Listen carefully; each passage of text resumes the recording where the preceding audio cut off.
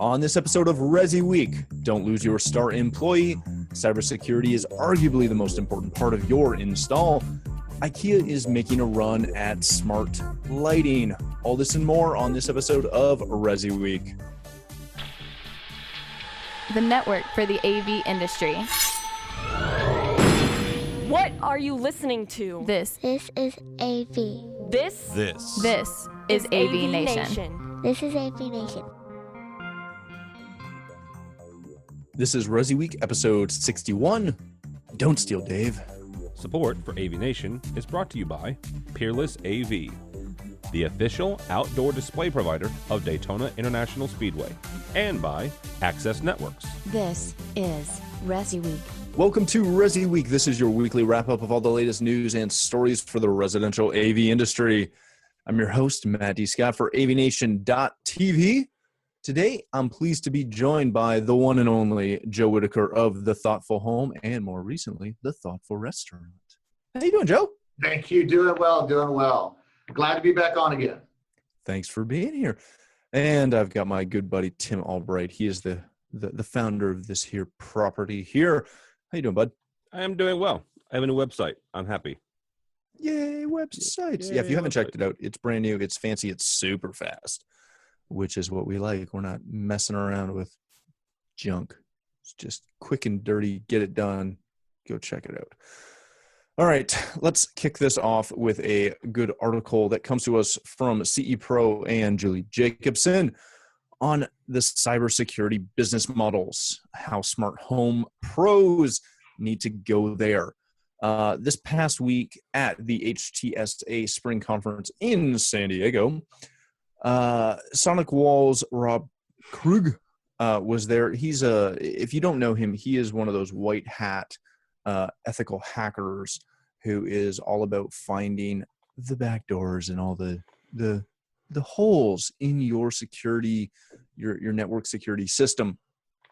And throughout the course, he kind of went through some of the easy ways that guys like himself and people who are not so ethical like himself can get into your home automation system. Now, the crux of this story that Julie pointed out was that, through the session, they started to talk about how many dealers want to jump into this as a business model and look at adding and really being the expert on cybersecurity for the home. And it seems that not a lot of the dealers were overly excited about that, overly enthused with that. And that's honestly a really big deal.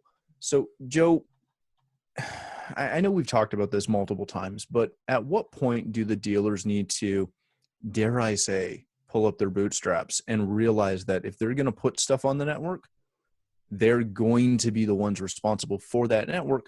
Because let's face it, most homeowners, they don't have some IT person, company, or supplier coming in and doing things on their network. At most, it's themselves or one of their kids, or worse, someone from their telco. Blame it on the ISP is not going to work this time. Probably not.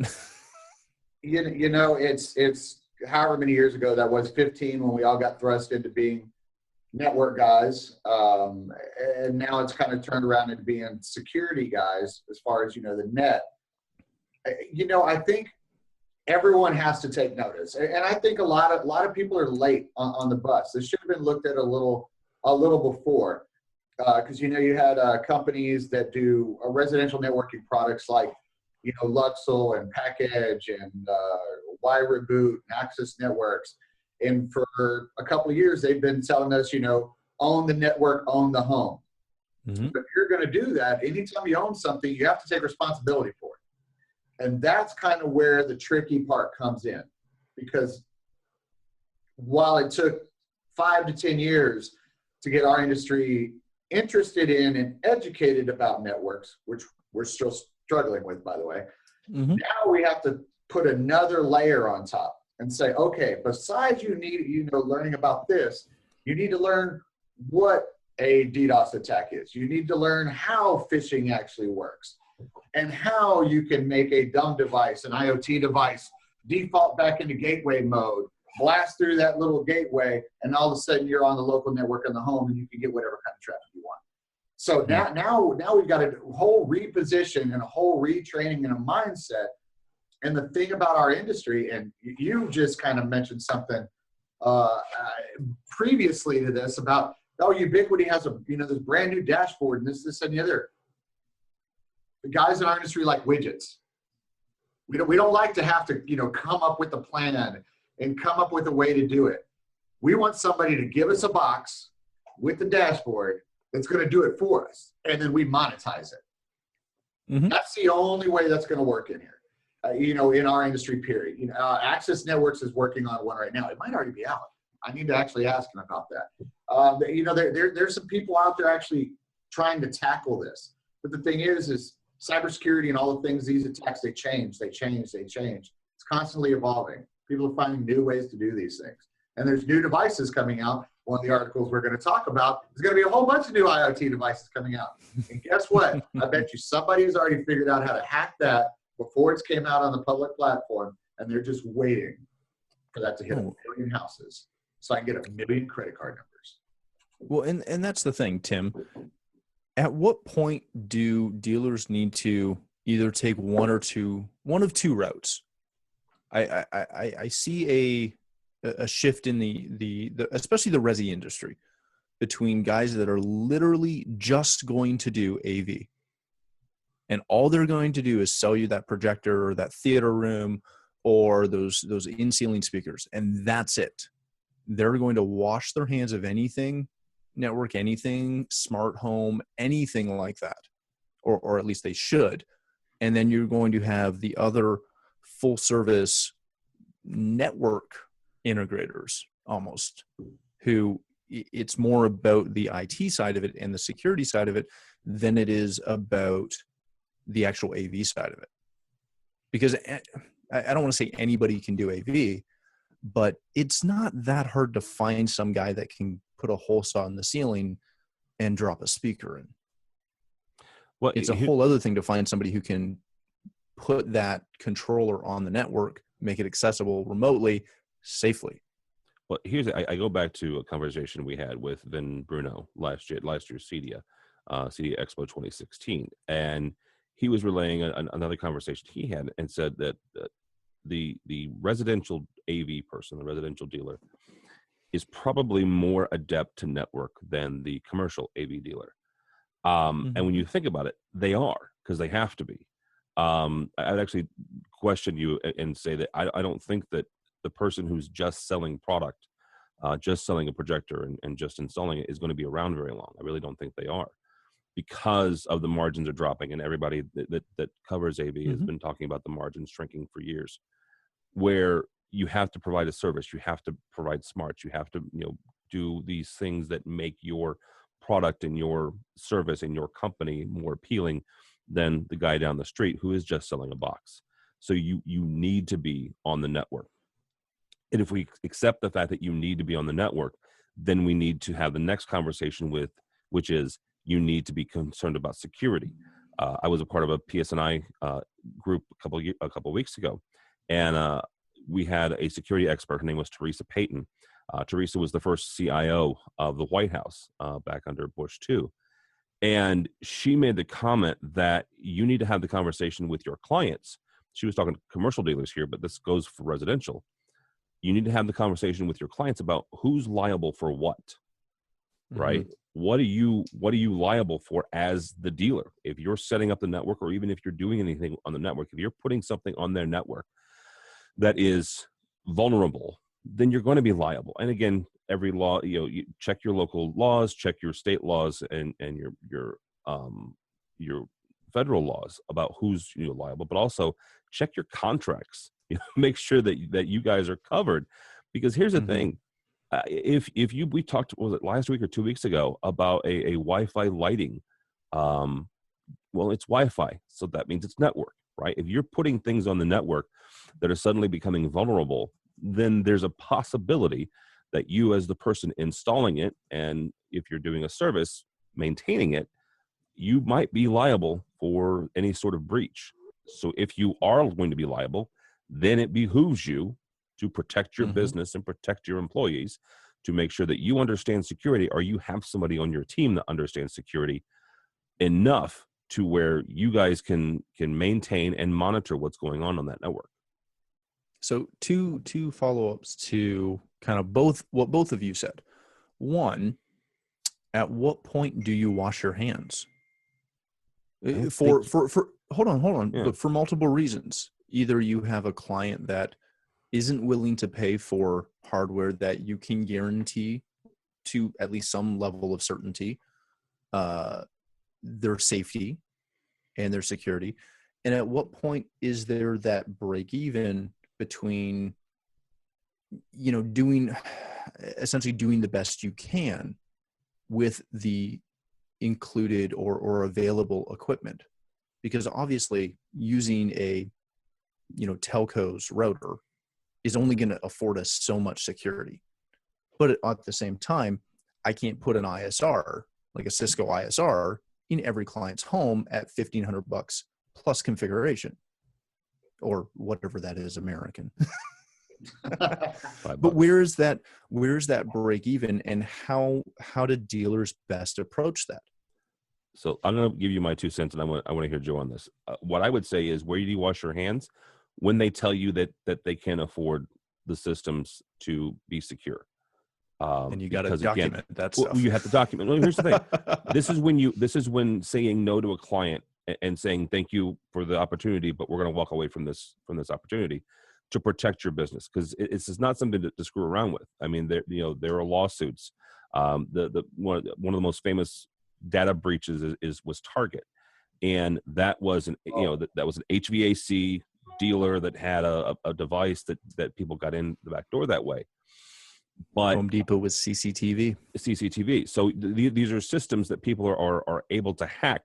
What I'm saying is that companies and smart homeowners are getting to the point where contracts are being written where you guys are going to be liable. So what I would say is, you learn to say no if they aren't willing to secure themselves or have you secure them. Joe? I would say close, and I would agree with that statement. However, you know this industry, turning away money is kind of hard when it's, they're willing to spend $100,000 on the theater or something. You know what I mean? Turning things down is hard, but protection is going to be important. I'm a huge fan of waivers and disclaimers and things like that. And one of the most common ones that I've ever used in the last 5 years is kind of an IoT disclaimer. You start adding devices onto your stuff. I'm not liable for that or anything that may cause, whether it be Zigbee storms, whether it be IP conflicts, whether it be, yes, we'll come fix it, but we're going to have to charge you for that. The other one is, there's a lot of small business owners or even big business owners where, we do things inside their house, and they might have an IT guy or somebody. The guy comes in and doesn't do a VPN and does port forwarding. So what do you do with that? There's got to be a point where you kind of cut off the liability and put it on the client. If they don't want to spend to secure this stuff, that needs to be their responsibility. It can't be ours. But you can't turn down every job because people need to work and people need to eat. So you've got to be able to have a cutoff. But you were saying is you at least protect yourself with the waiver, with the legalese. Yes, it's the same thing with service contracts. And this is typical anybody that does service contracts. You offer a service contract and they choose not to get it, you immediately let them know, okay, van roll is going to be this, remote support is going to be this per hour. You're telling them right off the back, okay, that responsibility is yours now. Because all a service contract is an insurance policy on technology. So you don't want the insurance, here you go. Well, and a nice way that we've always found to kind of sell that side of the secure things is just quickly run a quick calc on what it would cost them to bring in another net connection. And like we do this with corporate all the time. Okay, so you don't want to secure your whole network? All right, so let's grab you a second, backup connection that will put all this junk on that no one really cares about, that we can't have affect your business. And all of a sudden that $100 a month for the foreseeable future, maybe we will get the ISR. That's not that big of a deal. All right, let's move on. This is a really good article that came to us from Residential Systems from Henry Clifford.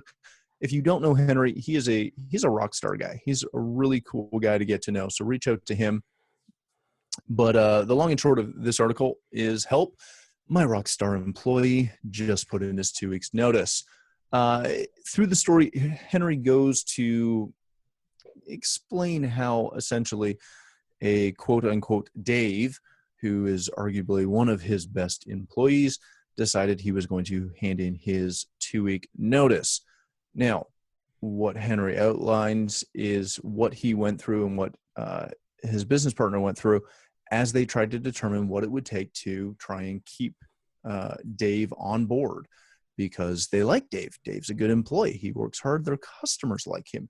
And he, pretty much outlays the couple of things as far as, determining why this employee is looking at moving on or looking at other opportunities, and kind of going through the pros and cons of what it would take to hopefully keep him. Now, one thing I will say is A, read the article, but B, read the comments. These comments were fantastic. But let's jump right into this. Tim, when looking at employee management, essentially just in general, which is really what this is. Yeah. Obviously, there comes a point when most employees who are arguably good at what they do realize that they may be able to do a little better somewhere else. What's involved in trying to A, monitor that, but B, tell the difference between someone who is looking at other opportunities just because there's another opportunity, or they're looking at opportunities because, usually unbeknownst to you, they're disgruntled? Well, the article actually goes into that a little bit, and it was eye-opening for me, because the first thing they did was he and his ops manager was determine whether or not this was an employee they wanted to keep. Mm-hmm. Right. And I think that's honestly, that's the first question, really. If somebody turns in their notice, the first question is, okay, do I want that to happen? And then they went through and in talking with some of the other employees, found out exactly what the new offer was. And they figured, here's the thing. Here's some things that we can massage and be flexible in our own organization to help keep them. So they wanted to keep Dave.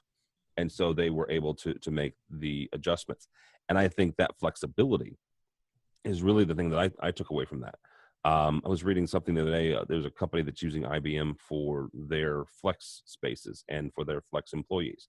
And these are folks that have disparate employees all over the country. And they're able to give their employees the flexibility, because this is something that has come up through their culture, that's important to them right now. For you and for Joe, having somebody have flex time or the ability to work from everywhere isn't going to work for every employee, right? You can't have your installers living in Manitoba or Nova Scotia and still do installs in London, right? That would be challenging. It's a big country. But for other employees, it might be, right? For your account managers, or for accounting, or for ops, or what have you. And I'm just throwing possibilities out here. That's a possibility. So the ability, being flexible, I guess, is the best thing I took away from that. Joe, obviously it's always tough to evaluate your employees best, because there's just so many factors that go into it.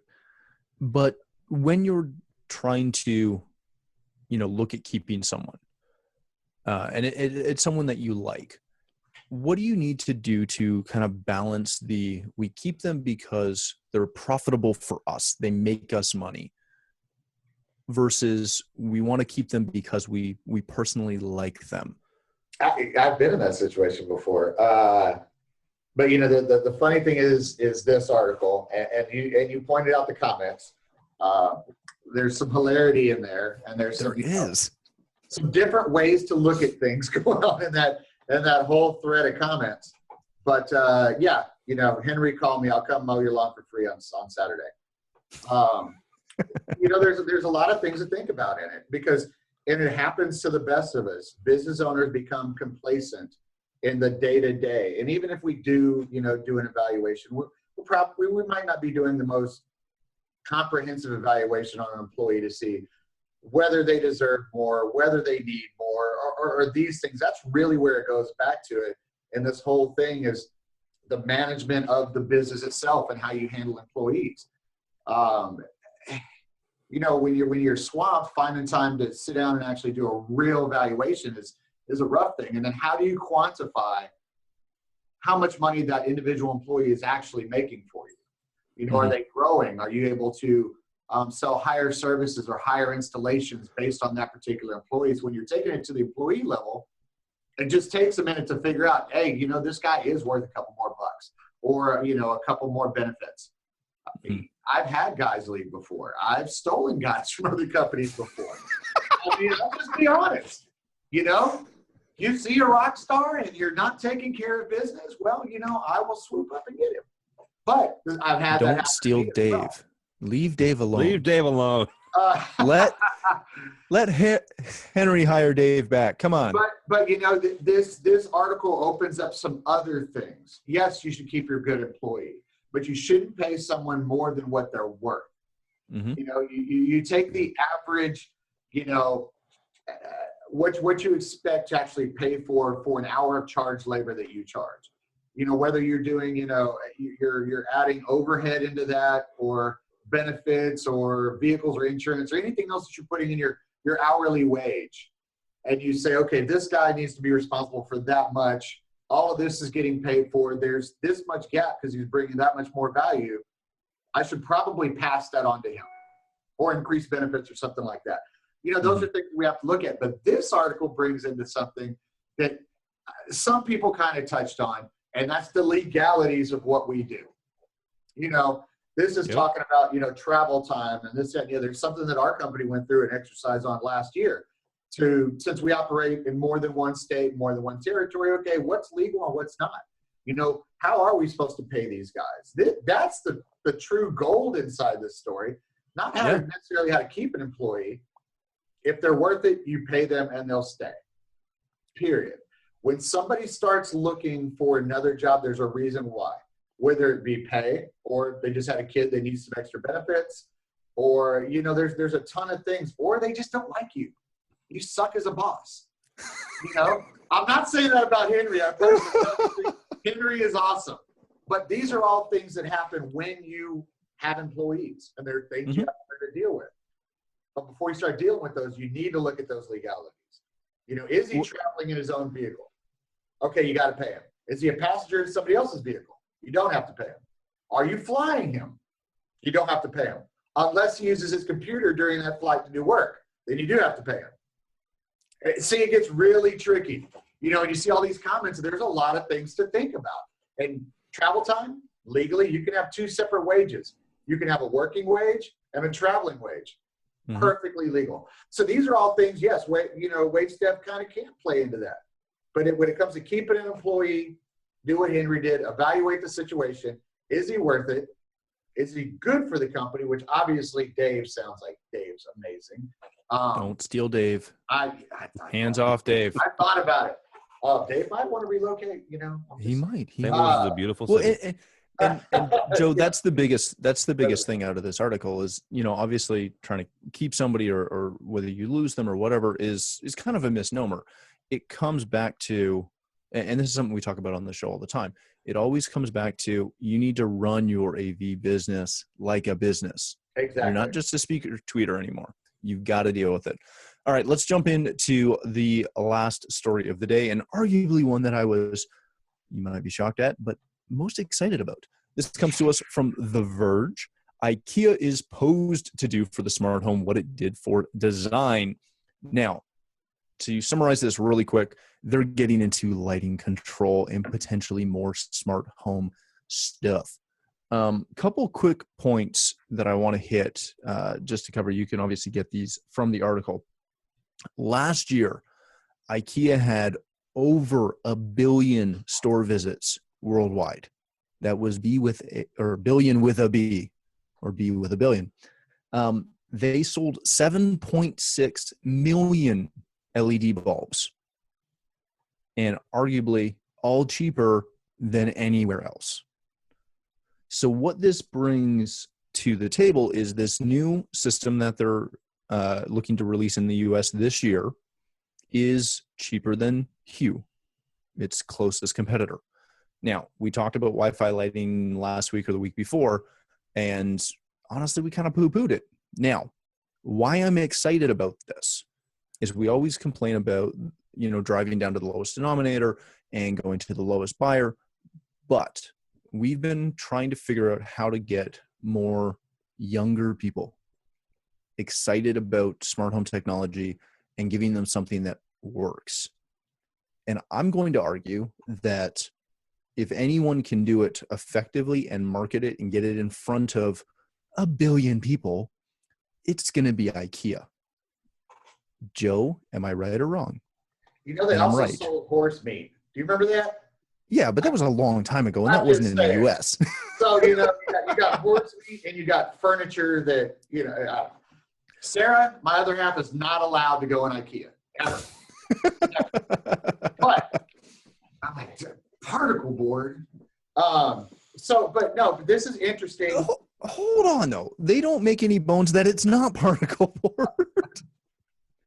Agreed. Okay. At least they're honest about it. But here's where I'm going with that. So this article, which, by the way, guys, I am actually very interested in this and how this is going to play out, because if they are smart and before this hits the U.S. market, there will be a Control 4 driver, a Crestron module.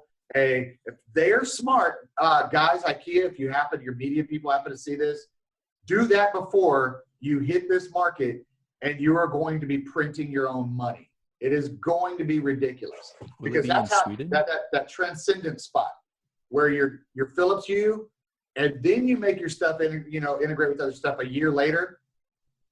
Thank you for screwing that up, Philips.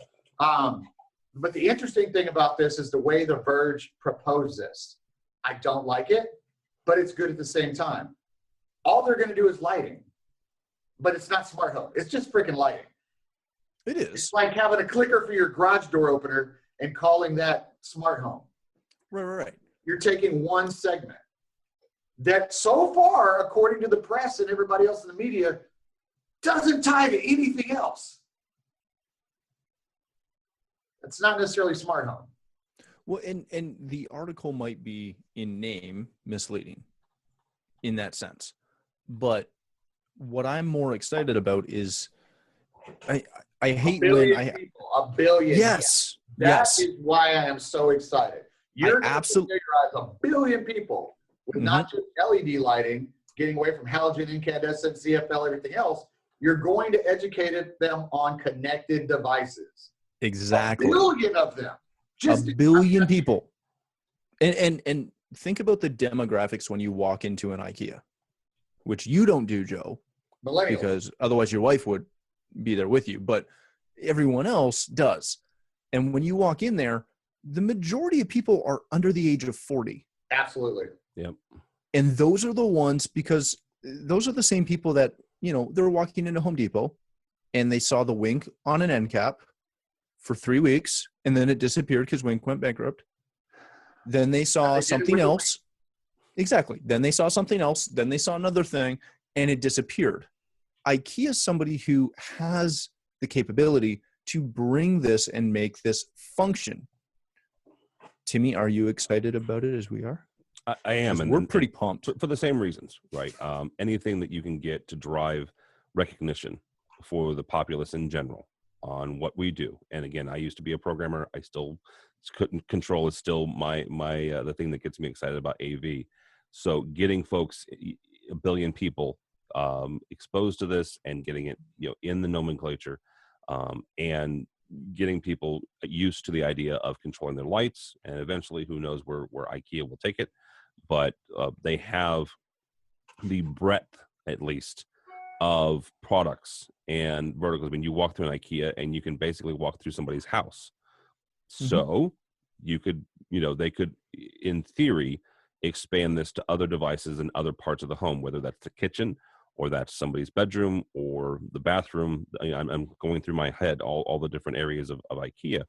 But, you walk into, 15 different kitchens at IKEA, and you could, in theory, imagine that these connected devices or these controllable devices would be front and center for them to be able to sell.